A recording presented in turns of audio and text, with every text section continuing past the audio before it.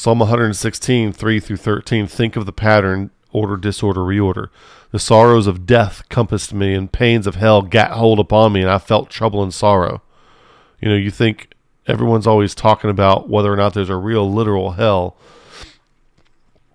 And that's a good enough conversation to be had, but it's also very helpful, in my opinion, to think about this kind of proverbial hell that people can get themselves into in their life, where you're so concerned with the afterlife hell that when your life turns into hell, you're ineffective to do anything about it.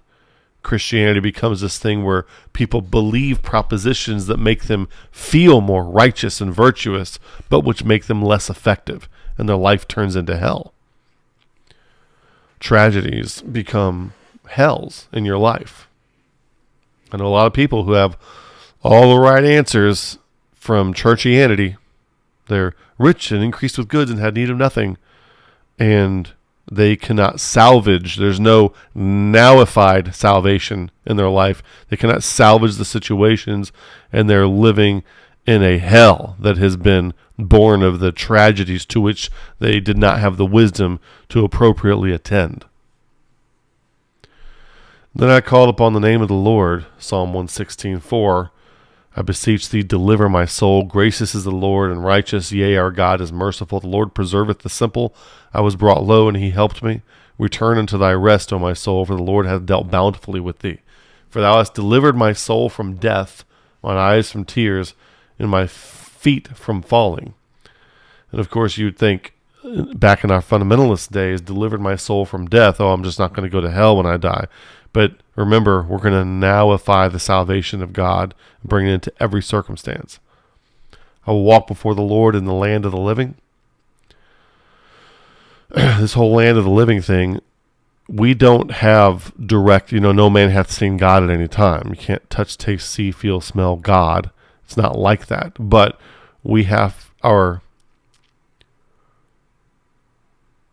interfaces with God are mediated in the land of the living, where Job just said, wisdom is not in the land of the living.